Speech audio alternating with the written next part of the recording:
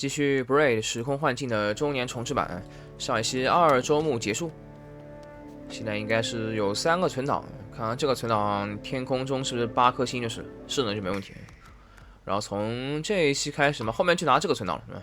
这个是备份的存档，这个是1周目的6颗星星存档，这个7颗，这8颗，8颗星星的存档来打这个 commentary 开发者解说模式，据说很长，估计跟传送门一样要花好些时间。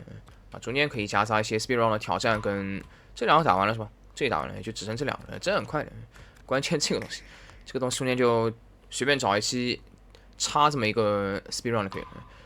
不懂它的 commentary 怎么设计，最好就是跟音频一样，你可以自己点暂停的。如果一段中间不能暂停，还挺蛋疼的。Stop playing the commentary。是啊，那就来吧。从这儿出去的话就到那儿了是吧？啊。那也没有写 stop playing the commentary，stop the playing 什么叫 stop the playing commentary？ 啊，它那一旦开始你就不能停了是吧 ？Return to the most recent door。Welcome to the commentary world. There's a large amount of developer commentary in this edition of the game. This world helps organize the commentary by topic. You may find a few surprises.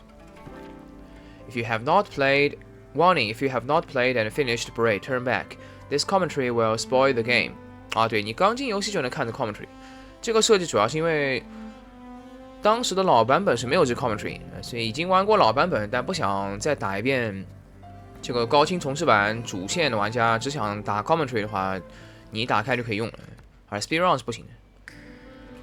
这个技能一开始开放这个原因。Finish Braid, turn back. This commentary will spoil the game, and lack of game experience will make the commentary unrelatable.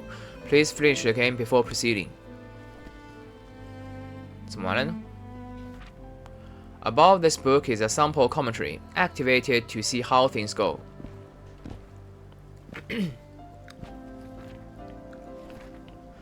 When commentary is playing, RB skip forward by 10 seconds, LB skip backward by 10 seconds. 啊，可以这么玩，那还行。If you leave a level while the commentary is playing, it will pause. Activate it again to resume. Activate again to resume. To start fresh, hold LB. 面白い啊。Subtitles are enabled. 那肯定要 enable。啊，那个就是 commentary 来了啊。这能不能把那个 sound effect 可以再轻一点？反正这里关键问题是。啊，不是 sound effect，sound effect 没问题 ，music 可以稍微再往下调一点。This is an example of developer commentary. We want to give you as much freedom as possible so you can noodle around and play the game while commentary is active. You can enable and disable subtitles in the commentary. 啊，这个就是 stop the playing commentary Pause. Return through the most recent door. 那就让它 go to 什么叫 go to commentary？ 哦，那另外什么东西啊？啊 ，recent doors。This is an example of developer commentary. We want to give you as much freedom as possible so you can noodle around and play the game while commentary is active. You can enable and disable subtitles in the commentary menu or using this switch up here. You can stop commentary at any time by reactivating this commentary node or through the menu. From time to time, we show recordings of gameplay in order to illustrate the conversation. By default, these appear up in the corner of the screen, but if you desire, you can toggle them to full screen to see things better. When you do that, the game is paused. You can shrink the recording again to resume your own gameplay. We just did this automatically, but we'll let this recording go on for a while so you can try maximizing and minimizing for yourself.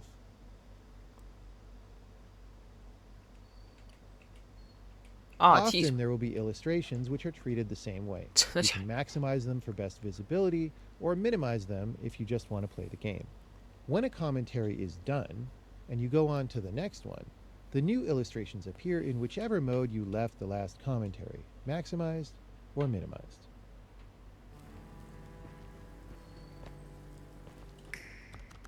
没了是吧？啊，这确实一段一段。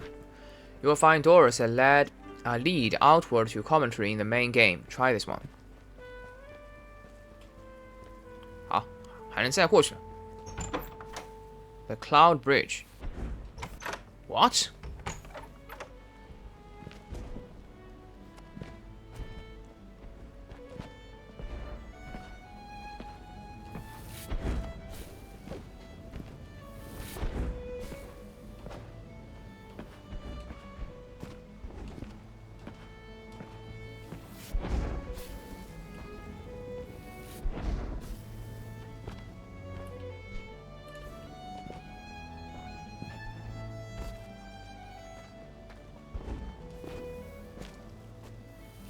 We've touched up the graphics and sound for this edition of Braid, but if you want to play with the original graphics and sound, you can switch at any time. These are the old graphics, and these are the new graphics. The commentary world is all new, so there are no old graphics to switch to when you're back there. It only works here in the main game.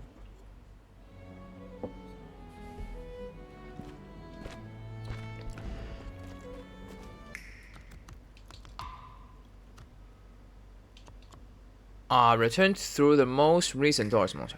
哦，原来如此，原来如此 ，OK， 反正全部给他看掉。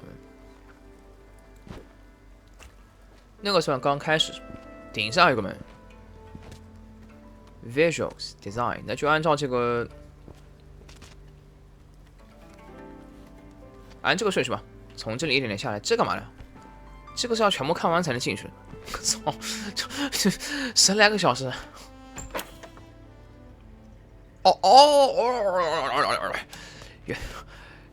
这不对呀、这本来不是马桶吗？这个地方本来是马桶，给你设计了这么一个区域。Holy shit！ 这样就能 go to the commentary world 了。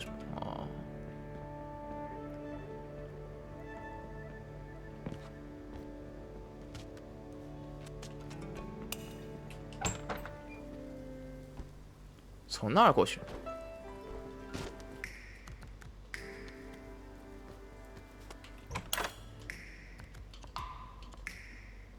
go to the hub 这个就是 hub。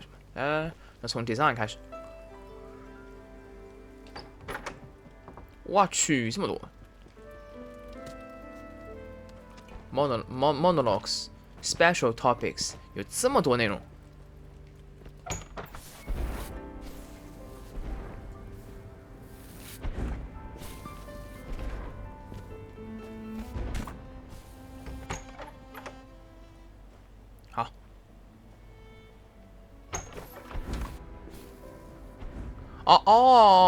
这个门是能进去的。我是说这书怎么能进去？哇操，这个是个天坑呢！我天呐 ，OMG 是天坑。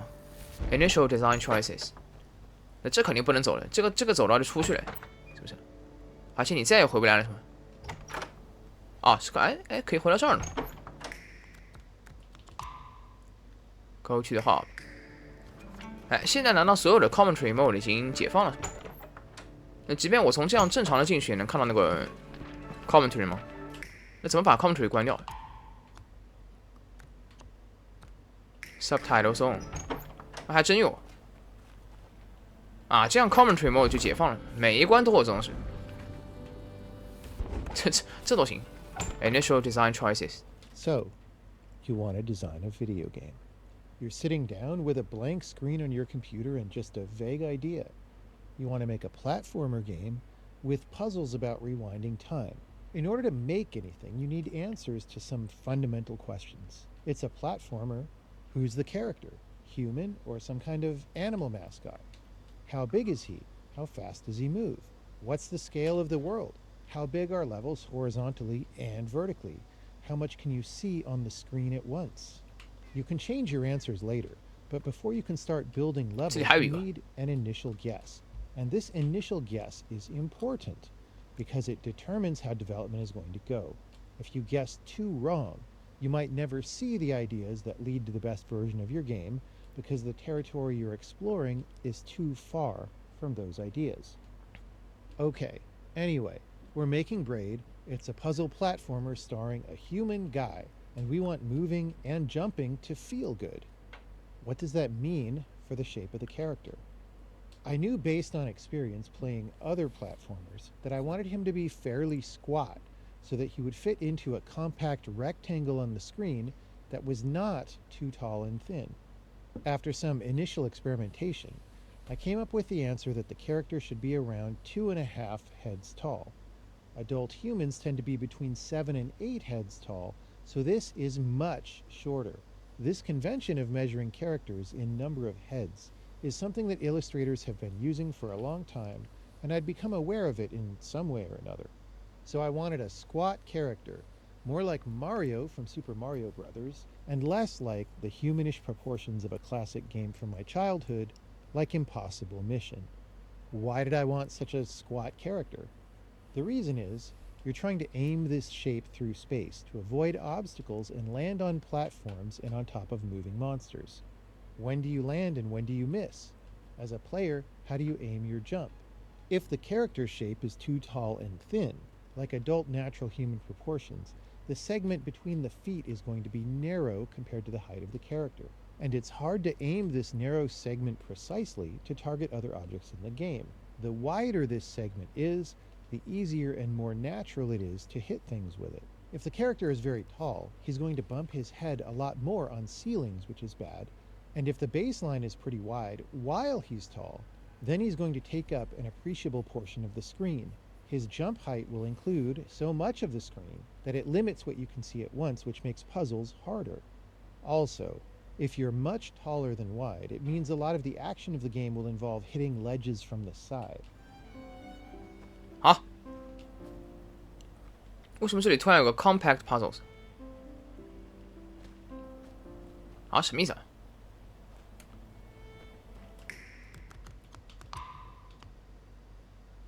但也不能继续聊。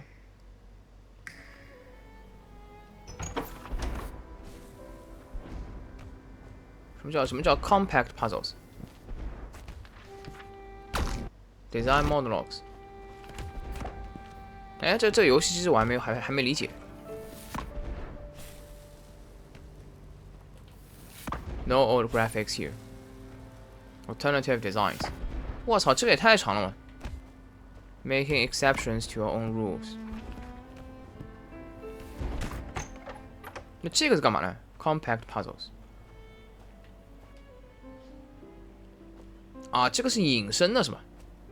天哪，这也太长了嘛！ So, finding a dart through the vent. 啊，这功能多少钱？ It wasn't a word in a game. He's tall. Surely it is to hit there. And it's hard to aim this narrow segment precisely to target adult top of moving. Why did I want? When do you land and when do you miss? As a player, 能看到时长了。 how do you aim your jump? If the character shape is too tall and thin, like adult natural human proportions, the segment between the feet is going to be narrow compared to the height of the character. And it's hard to aim this narrow segment precisely to target other objects in the game. The 那如果说点这个的话，啊就不行了是吧？需要重新启动。 decision that the 啊 characters 啊，到 from 这儿就行。 Donkey Kong 原来是。 amplify game are vertical. A lot of the action of the fight will include more on ceilings, which is bad. And if the baseline is pretty wide while he's tall, then he's going to take up an appreciable portion of the screen. His jump height will include so much of the screen that it limits what you can see at once, which makes puzzles harder. Also, if you're much taller than wide, it means a lot of the action of the game will involve hitting ledges from the side. But we don't want that because it's awkward in a game like this. All the important interactions in this game are vertical in nature. Did you land on top of the platform? Did you land on top of the monster? So if we make you tall and your baseline narrow, we amplify the kinds of clumsy interactions we don't want and reduce the kinds of interactions we do want. It wasn't a mistake that the characters from Donkey Kong and Mario Bros. Were very squat, because the designers of those games thought about these things. We were happy to follow in this tradition because it works well. Now, what about the actual motion? How high do you jump, and how quickly do you move through the air? These are important topics, and I cover them elsewhere. Fortunately, when making Braid, the important parameters about game mechanics were understood early on, and early decisions didn't have to be changed too much because they were in the right neighborhood. 结束了啊，然后它这些关会不停的出现了，是吧？哇，天哪，这是天坑的！光一个 design， 我觉得可以玩好几期。Decided hard to get. 多少钱？3分22秒。Decided early on, Braid's a puzzle game. It's Yep. not an action game, Right. as you just said. What are puzzles like in this universe? Well, they're pretty much. It's hard to get somewhere, and so the goal is get to that place. And the way we indicate that place is by putting a collectible there, or a key, or something. Right. And that's how you know that you successfully got to the place. All right. 啊，这个是顶上是吧 ？Design monologues 哦。啊，这是到这儿的。我靠，它怎么啊？它是这么连在一起的？やばすぎじゃないこれ。Right. Indicate that place is by putting a collectible there, or a key, or something. Right. And that's how you know that you successfully got to the place. All right. Now, I think I already, to some degree, although this became further refined as I kept working on the game, but to some degree I knew I wanted puzzles that are relatively simple in the sense that they're not like all a set of 17 steps, and that's what makes them hard, is to figure out the order and the timing for the 17 steps. Because again, that's probably not about cool time manipulation stuff exactly. Okay. Like any game can make you do 17 things in order to solve a puzzle. And once you've solved a couple of those, if it's only about figuring out the order and number of things to do, that just gets boring. Those situations are isomorphic to each other very quickly, right? So I had some sense that it's like, I want to focus on the time stuff. And so I don't want the puzzles to be massively complicated. I want them to be as simple as I can make them, while highlighting the cool thing. And again, that became more refined during development, but I believe I had that idea in the beginning. And so once you have that idea, you're like, okay, well, also, what is it about puzzles? Often they're hard, right? What makes a puzzle hard? There's kind of two classes of things. There are things that are on focus to what you're trying to achieve, and there are things that are off focus, right? Things that are on focus that make a puzzle hard is like, well, I'm not used to thinking about time behaving in this way, and there are some consequences of it that I haven't visualized yet. Right. So I'm having a hard time solving the puzzle because I don't realize that there's some effect that I could bring to bear. Right. And as a designer, you have control over like how much you hint that or whatever. Right. Right. But when people realize that it's on topic, it's like, oh, that's what the game's about. Now I understand more about the time thing, right? Right. Something that's off topic is, well, this puzzle's hard because I'm trying to think about it, and again, there's a lot of steps, and keeping that in my mind like a chess master is very hard for me because I'm not a chess master. Right. Right. Another one that I was thinking about very heavily early is I can't see the whole puzzle, right? There's like some stuff off the screen to the left and to the right and up. Right. And I'm kind of trying to remember all these elements. Right. That makes a puzzle much harder than I can just look at the screen and see all the things. Right. And so early on, I had this idea that I wanted a puzzle to fit on a screen because that removes a lot of this incidental difficulty, right? Right. Right. Right. So that leads to compact designs that are simpler in terms of number of walls and number of rooms and whatever. Right.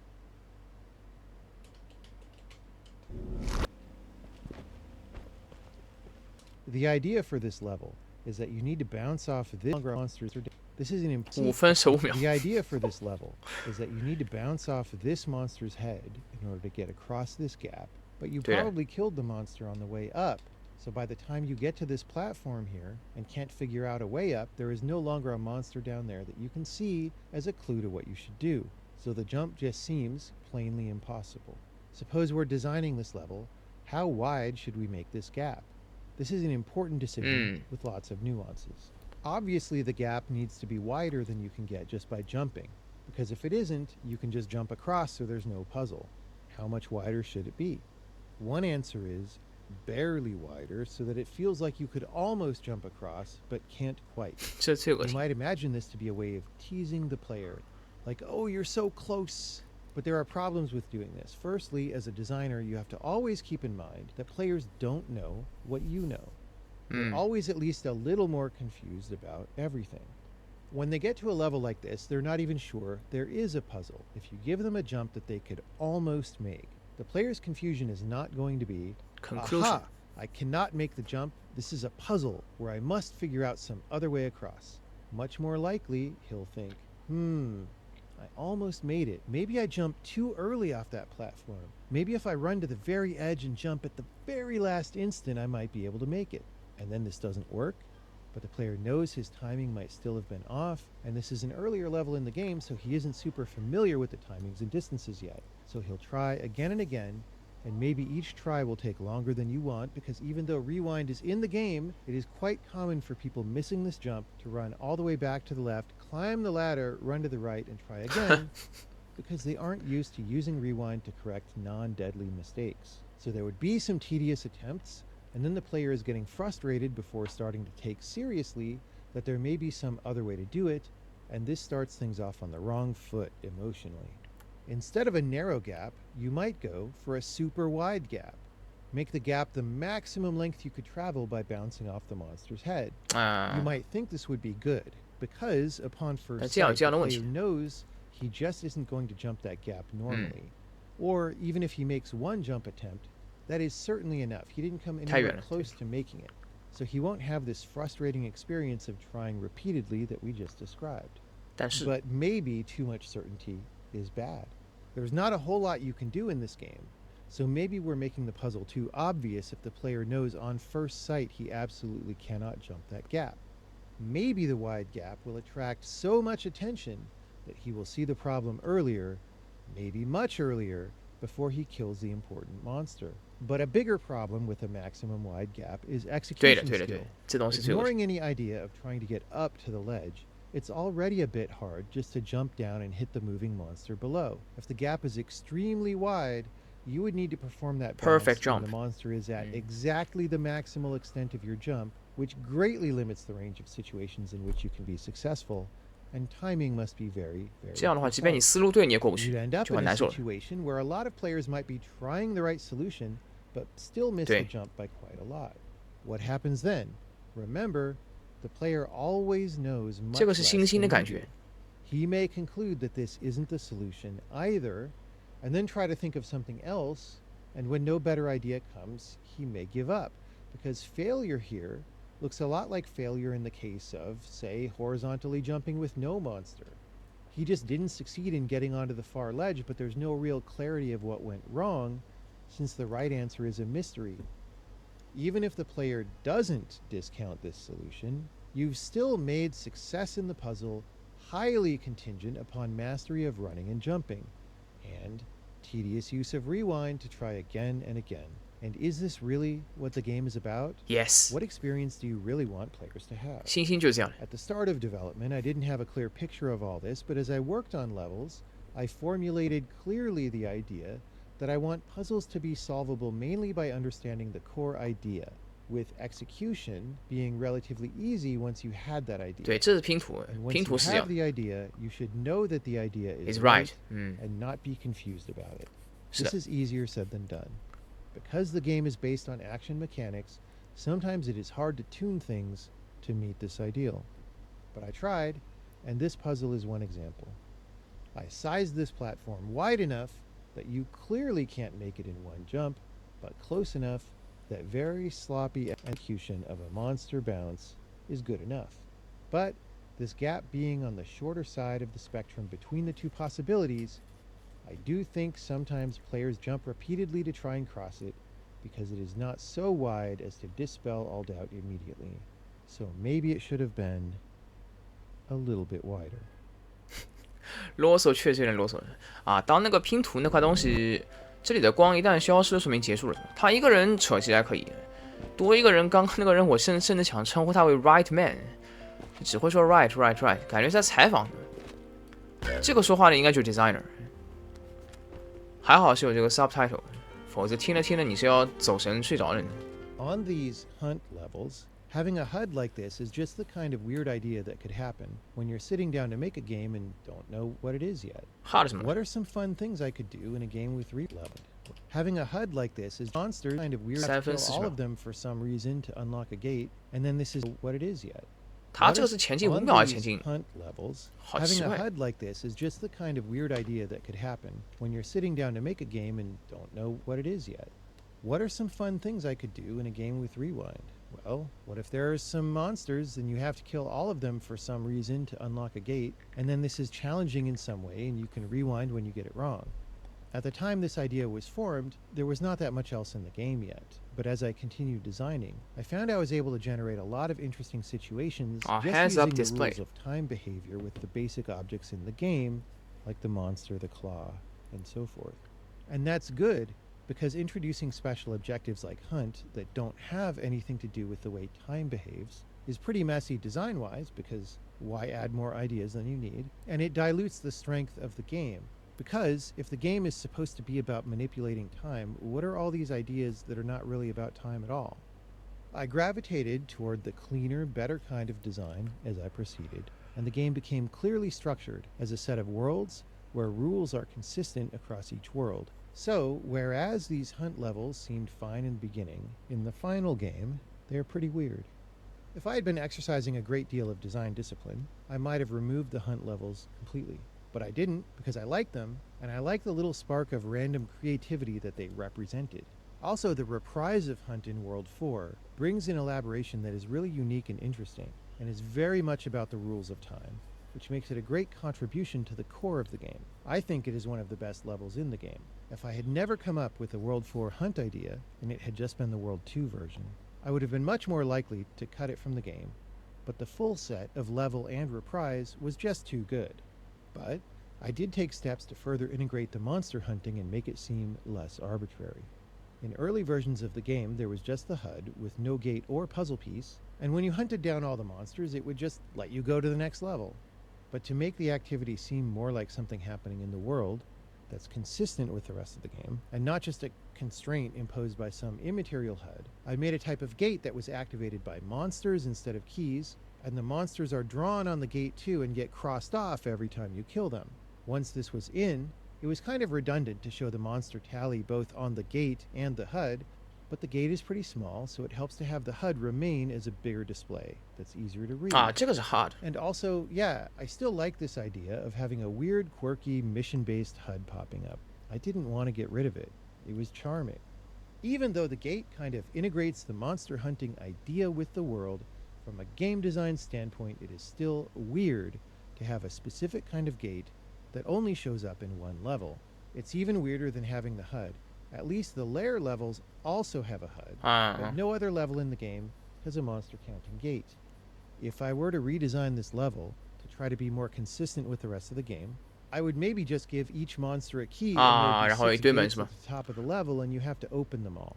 They would be normal gates, not weird monster counting gates. This would avoid any necessity to have to count monsters in an artificial way, but it is likely to make the World 4 reprise messier and ruin the unrewindable key surprise in Fickle Companion, so ultimately I decided not to do this, even as a gameplay experiment in the Anniversary Edition. A multi-key version of this level would open up the question of what happens when you try to carry more than one key, which otherwise did not come up until much later in the final game.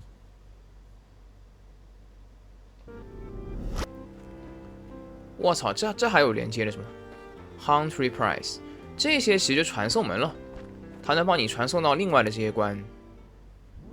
但讲道理，你即便你不用这个的话，其实你也能上去的。对，到头来也是能到这区域的，那就先不要利用这东西。但如果你这么说的话，其实啊，对，如果你这么说的话，另外的也不用看了。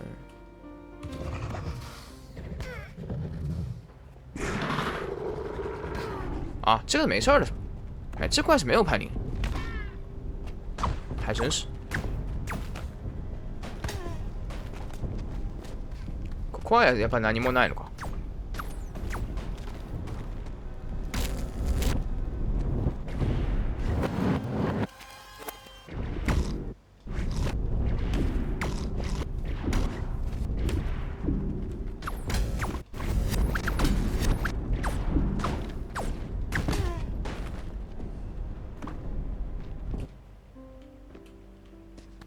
行，那先不要走这种传送门，传送门早晚会走到的。Having 6 monsters in that level, or it's just an arbitrary number. It was just the amount of the level. Squish Ja, a bunch them out a 43. little bit. You have 3. That's not very much. Monsters in that level, or it's just 它 an 这个还是5 arbitrary 秒钟 number. 比较 It 好 was ，10 just 秒 the 钟太 amount 长了。 that felt good. Like, if you have 3, that's not very much. You're not really hunting that many monsters. Like the original idea, like the trick of the level even came a little bit after the initial idea. The initial idea was just like, how do I make an interesting level where you have something to do? Okay, go squish a bunch of monsters, right? And then I was like, okay, how do I make this more challenging? Or how do I make this something less stupid than the obvious thing? And that's when I came up with the trick for the level. But yeah, why 6? I mean, there aren't a lot more than 6. Like, I'm pretty sure there's one on every platform, right? So on the bottom floor there's one, the player you come in, and then there's 2 up from that, because there's the monster that you have to keep alive, and then to the left of that there's like just one occupying that platform, and then there's a platform above that with one that you were bumping your head with. Yeah. And then in the upper right there's one, and then on top. So really the answer is there's one per platform. And so then the question is, could you have less than that? Like, could you have fewer platforms or something? And the answer is the minimal number of monsters to have this level exist is like 2. There's like the one that's the trick that you bounce off, and then one at the top that you have to get to, right? That's obvious though, because like there's not any other way to get up there if you don't bounce off that guy. So it's a kind of camouflage, but it's actually even a little bit different than that. There's a thing that I do a lot in the game where I lull people into doing the wrong thing by suggesting that they do something. That something that I'm suggesting is wrong. And if you're really sharp and like plugged in, you might even realize that it's wrong before you do it, but usually people don't, right? In this case, what I'm doing is suggesting that people should be stomping on monsters. Firstly, because there's a frickin' HUD telling them to do that, right? And then secondly, because what else are you going to do if you like walk in the level and there's a ground floor with obviously nothing going on? I don't need this monster to get anywhere because there's a ladder going up, so I could just squish him, right? And you get in the mood to squish all the monsters. And so I'm sort of setting people up, right? And you need a certain number to set people up, but if there's too many, then it's too many, you know? 没了。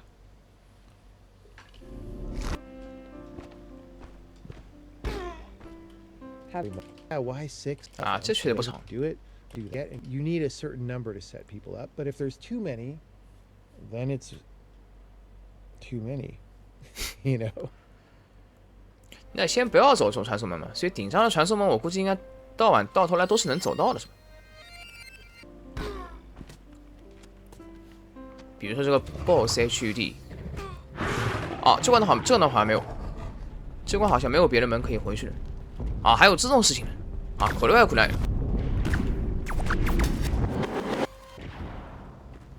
还真是这关好像没有别的东西。如果说有的话，我们可以先搁置一下，否则这个顺序是个问题。还有这么个标记，啊，这个是这儿是吧 ？Hunt， 我靠，这个真的你妈搞得跟传送门一样的。对，那边还有一个，那个也算是，但这个是没有的。要么就是看到一个干一个，看到一个干一个，这样就会变得比较复杂了。对，这样就会变得比较复杂了。我靠！因为它是一路连过去的，呀，我觉得这个不太好。进去像这种，如果有别的门可以进来的话，先放一下吧。但是这个已经看了，所以这个看就看了。这也太大了吧！我靠，这个还算是 monologue。A conversation with Chris Moore. Holy fuck！ 那这全部都是新的吗？哦，这好像还真的是新的。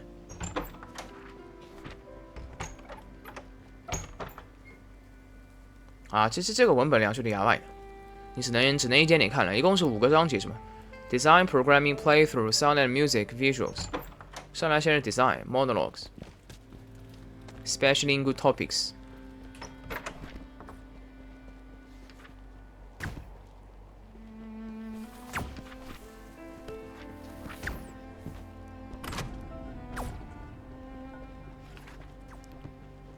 我操！不是为什么这里有这样的一关？真的假的？我操！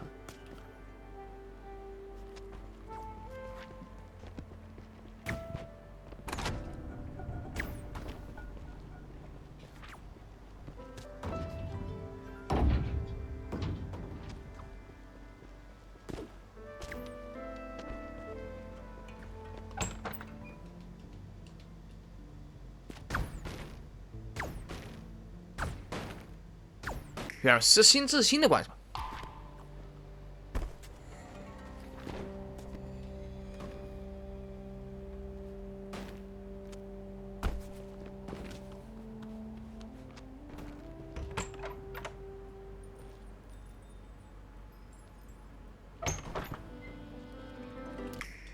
？shit， 这个你要记住什么东西看过，什么东西没看过，我们搜出牙外的。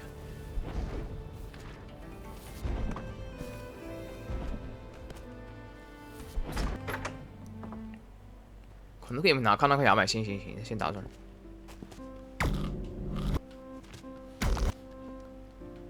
这里应该还差哪个来着？哎，怎么只有4个？我记得有5个了呀。记错了吗？啊，这个肯定看过了。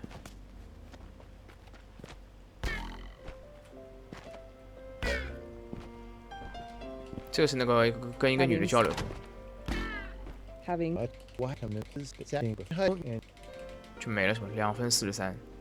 我怎么记得底下这里还有一个？记错了吗？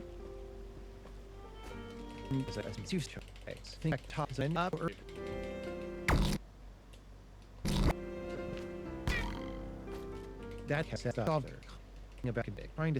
so that leads to compact designs that are simpler in terms of number of walls and number of rooms and whatever. Right.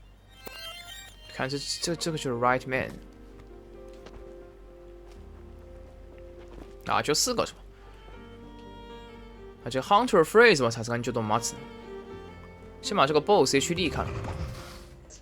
Game doesn't have that. Figured out 这55秒。 So these are the 2 places in the game that have like HUDs that come up, right? So there's the monster hunt level where it like checks off the monsters. Oh yeah. Why is that in the game, right? Like that's the rest of the game doesn't have that. The game isn't about going through different modes. It was like, well, early on I didn't know what the game was about, and I thought that would be an interesting thing to do. And then as I figured out the game with the monster hunt, it stayed interesting because I was able to do something really cool with it in World 4 and tie them together, right? And that made it well worth keeping, even though it's weird, right? So with the boss, again, you know, this HUD comes up with hit points, which we could got rid of because I put horns on him that fly off because that's the better game design thing to do or whatever. But then I thought maybe that's too subtle, so it has both now, which is redundant and maybe a little bit bad for the reason of redundancy. 啊，这样的不让你踩是吧？这个设定我还真没发现。走。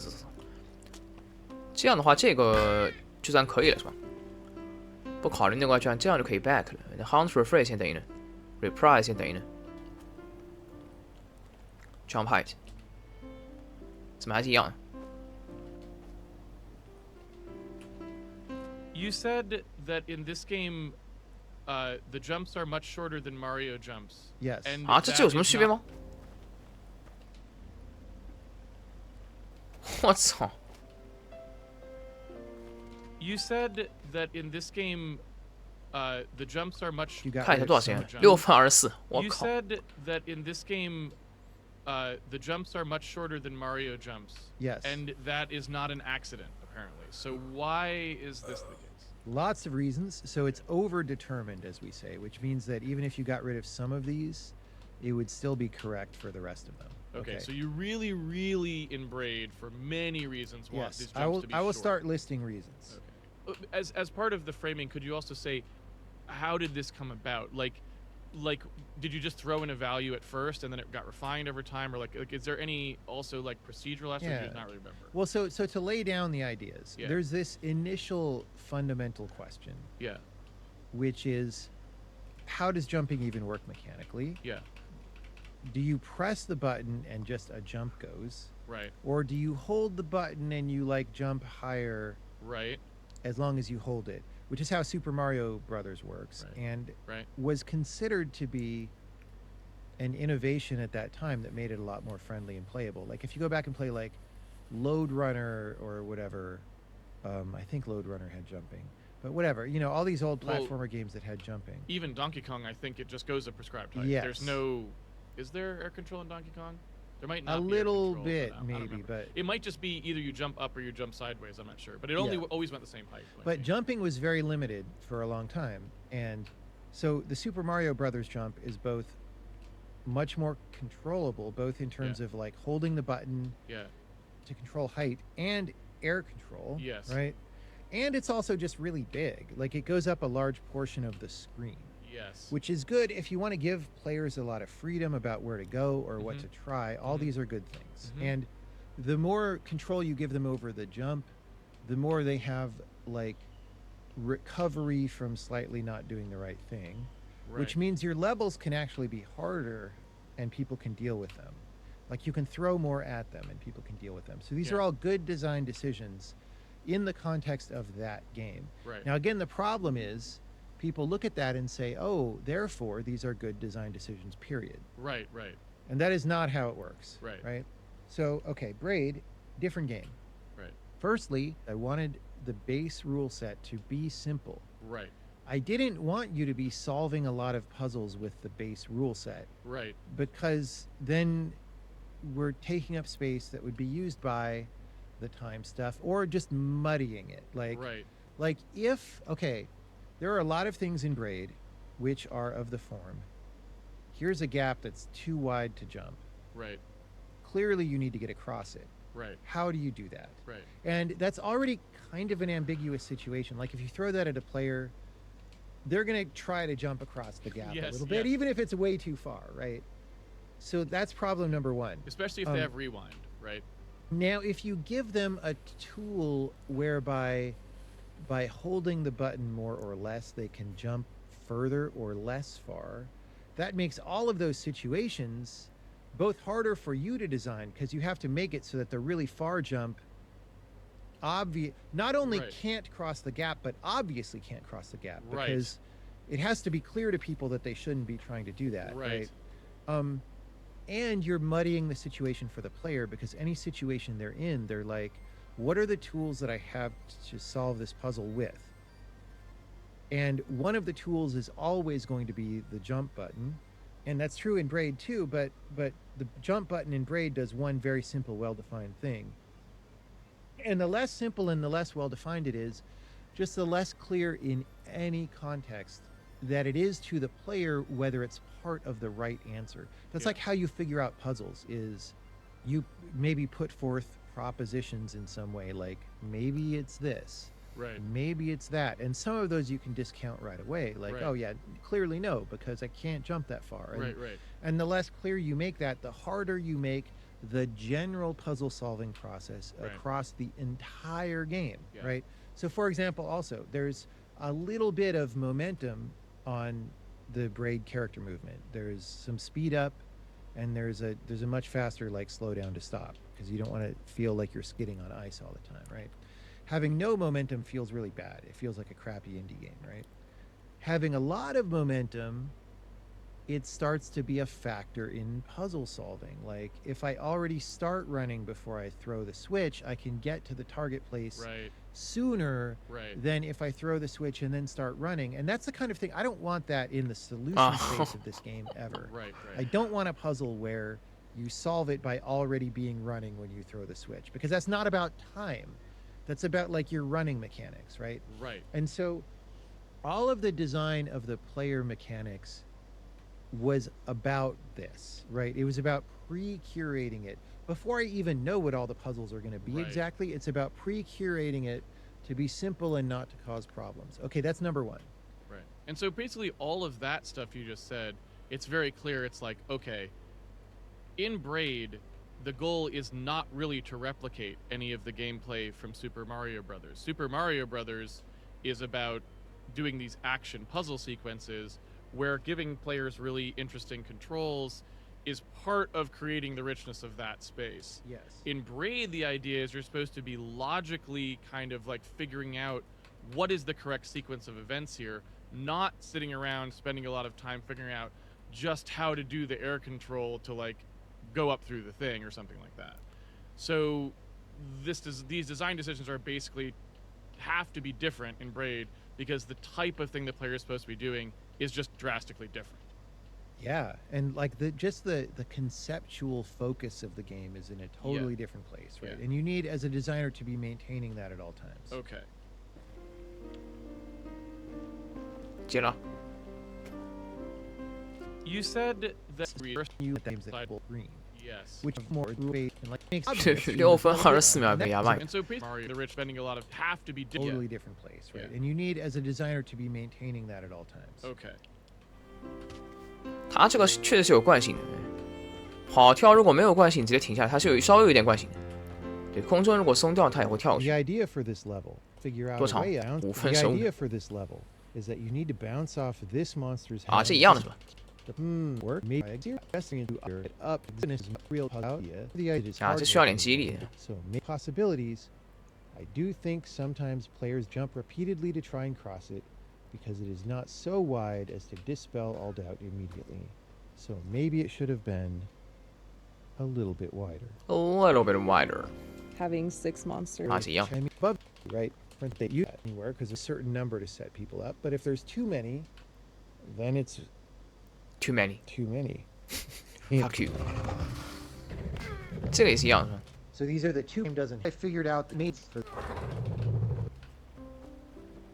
on these hunt levels. having a HUD HUD like heads this up is just the display kind of weird to kill all of them as a I'm wait stop. 为什么底下的东西不一样？ It's easier to read. Read more 这个系统设计来稍微欠妥了，虽说还可以。 And so ultimately, I decided not to do this, even as a gameplay experiment in the Anniversary Edition. Anniversary The Edition，multi-key version of this level would open up the question of what happens when you try to carry more than one key, which otherwise did not come up until much. 对啊，这个关系等一等，后面肯定能看到，因为它有个门的，就 OK。那这个这样搞定，继续往前。Back, jump, hide, compact puzzles。我靠，光这个 design 感觉可以好几期，这他妈15个小时，不开玩笑了。后面还有一个，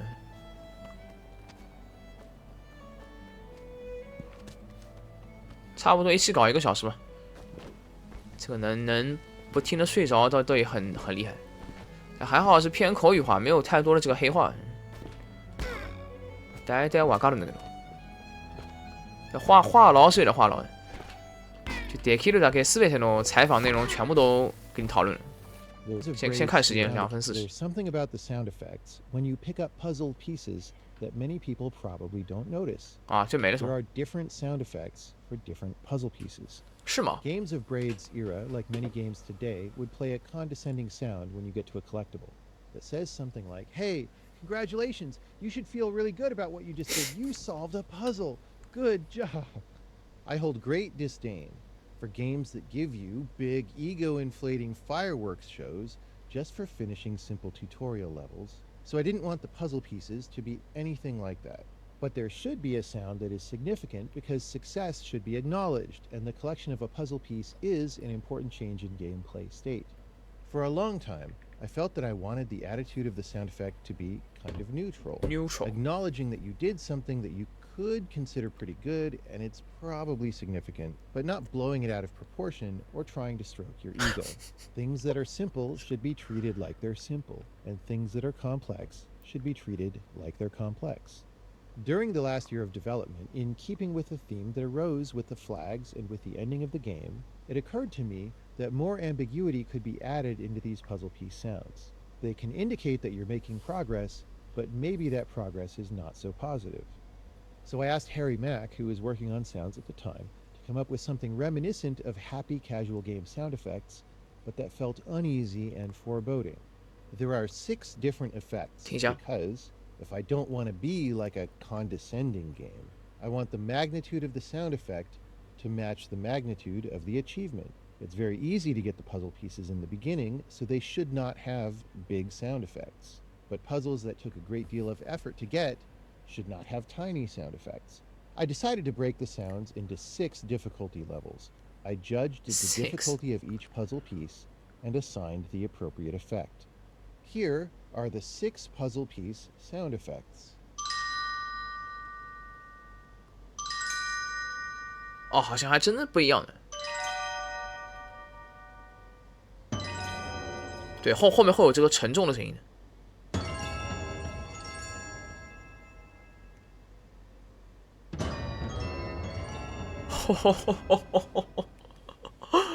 Of course, 最 these 后一个死过 difficulty 瘾。 categorizations are inexact. What's easy for some people is hard for others, which is something I saw very clearly watching people playtest this game. So I don't take these difficulty ratings too seriously. 呀，これ面白いな。这么说确实，现在回忆一下的话，不同的拼图好像音效确实不一样，即便同一关音效可能也会不一样。应该没东西了啊，这样这个算结束了。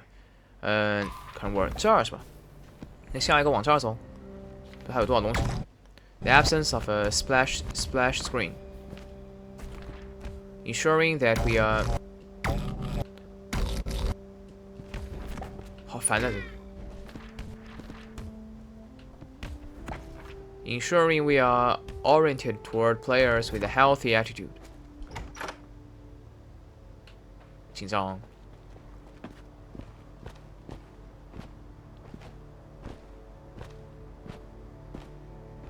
啊，可以回去了。这里不要过去。暂时也没有跟你讲这个故事情节，现在讨论是 design， 就这2个是吧？马库奥马的那里，听一下那拼图的声音，这里应该也可以选 speed run。看这4份拼图有什么区别？暂时肯定不会出现最难的音效的。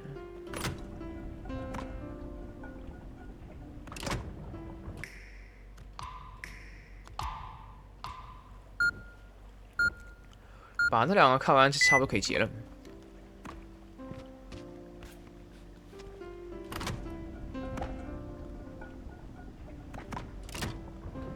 与其说是 commentary， 不如说是公开扯淡，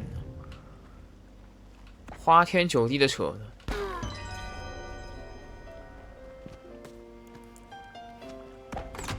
这个就算是 easy 的，这块可能相对就难一些了。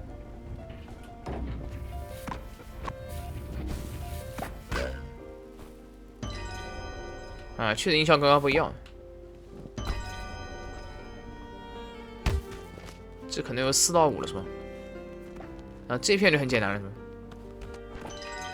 确实还真不一样。正常通关我是绝对没发现的。啊，因为这朵花的原因，所以你讲球快反而会变慢了。到最后时间其实差不多。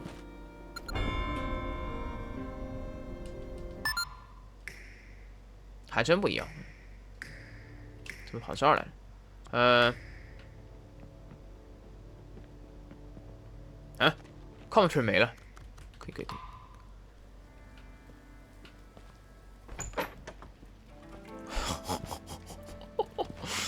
天坑啊，这真是天坑。他这个书什么意思啊？就看完的话，这书会黑掉是吧？是这意思。Splashy screen， 来。Braid's startup behavior was unusual. 开始多少钱？2分08。Braid's startup behavior was unusual at the time, and remains so even today. When Braid starts up, it drops you straight into gameplay, 对的。 in a level which also serves as the title screen, but is playable. Then, as now, most video games displayed one or more splash screens presenting developer or publisher logos. Then they take you to a main menu where you can choose to start a game, Then maybe you get to pick some options. 难 And 度 this is often pointless because you don't really know what to pick because you haven't played the game yet, so you don't really know what the options are going to do. Then you pick a save slot and so forth. Why are you making me choose a save slot when the 3 choices are all the same because they're all empty and this is the first time I ever started the game? Someday, eventually, the game might actually let you play it. I strongly disliked splash screens because I feel they damage the posture of the game as a thing meant to give good things to the player. The reasons for this can get complicated, so here's a separate explanation over here. But just from a basic standpoint of craft, trying to make the best game I could, I found all this other game launching bureaucracy very distasteful. The annoying menus had grown over time. Arcade games of the 1980s didn't have any of this. You just put in your quarter and press start. So I wanted to do my part to push back against that trend. But also, I wanted this game to have a strong focus, to feel like a carefully crafted, harmonious work, and this meant removing complications that would dilute or occlude the main experience. I wanted people to experience the heart of the game, the best that the game really had to give, not video game-like trappings like menus and splash screens. So my plan was, when you start the game, whether on PC or console, you're just in the game right away and you can start walking around. There were some design considerations. You would need to launch into a known safe place with no timed challenges or penalties in case you launched the game and went to grab a snack. But I felt that launching to an interactive title screen, which you could play immediately, was the best. And that's how it is today. with the best，这可能很长 On 了， video- 也不长。 I dislike video game splash screens very strongly that have flying developer logos and whatnot, and did not want one on Braid. When you're programming the game, it's easy enough just to not add such a screen, but sometimes publishers or development partners who might port the game to other platforms expect to put their own splash screen on. So every time we signed a contract, I made sure there was a no splash screen clause in there.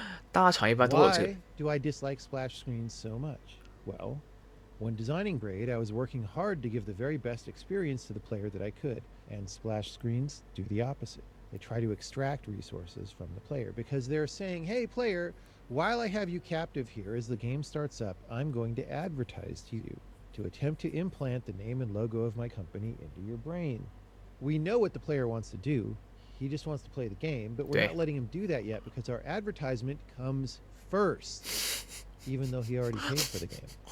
This starts the whole relationship on poor footing, but it's even worse because any attempt the game makes to approach any deep themes, to attempt to do anything meaningful, is going to ring at least a little bit hollow because we made the game itself subservient to an advertisement.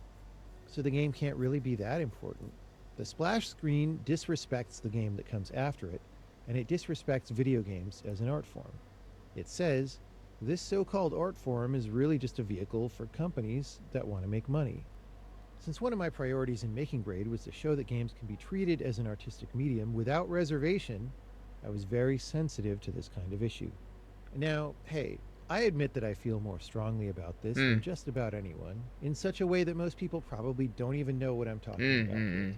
People might say, oh, the screen just lasts a few seconds, then it's gone. Might say you are And the crazy. player can have a very strong experience with your game and they'll forget about that screen. Well, if it's so unimportant, why don't we just not do them? Why are publishers so insistent on putting their company logo up? Why do game engines now insist on putting their logo up?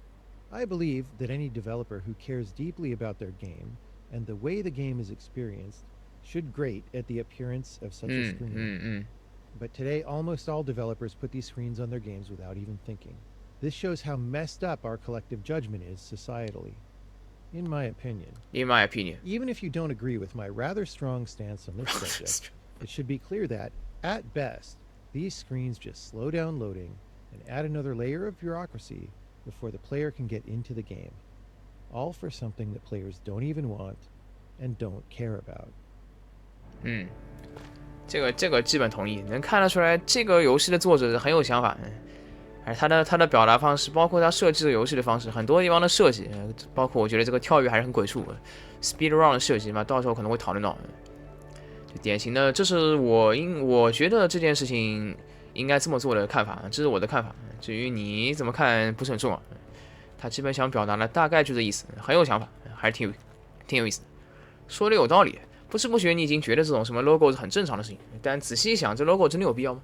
一定要卡你几秒钟？这其实就是一种植入式的广告。当你把这东西拿掉了之后，你才发现搞了半天这东西其实是不需要的。啊，当然大厂是大厂。啊，果然你把所有东西点掉的话就黑了是吧？啊，这倒是好处。啊，然后那个就黑了一半，这么一个设计。还早了。啊，顶上是有2关的是吧？那个也算简单，可以让你玩一玩。这是不是上都上不去？怎么上去了？啊，需要跳上去。也可能母子可能。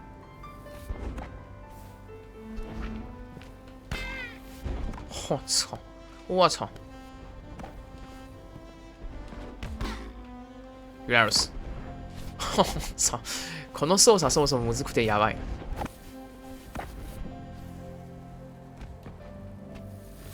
你可以直接站到这儿吗？直接踩死了。啊，这个要想上去也不简单。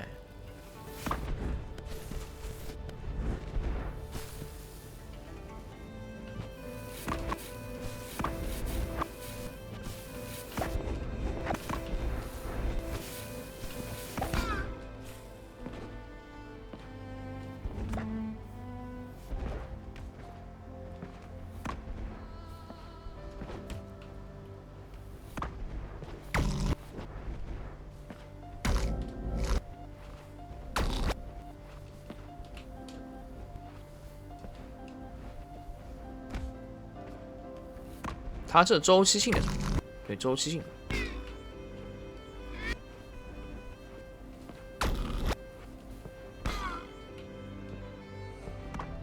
即便你上去了一会儿，还是会下来的。我操，这个操作还挺难。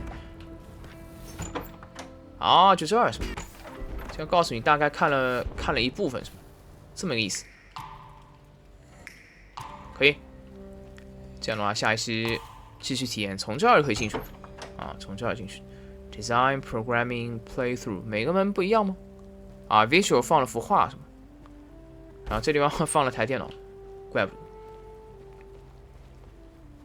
这个开发者解说虽然很冗长，但我觉得还是挺有内容的。这对于游戏开发者，尤其是独立游戏开发者来说，闲得空的时候边吃饭边听东西，我觉得还是能得到一些东西。关键是看他这个 Braid 这款游戏的开发者他是怎么想的。他的有些想法虽然很尖、很独到，相对票玩家肯定是不太能接受，甚至直接就当众反对。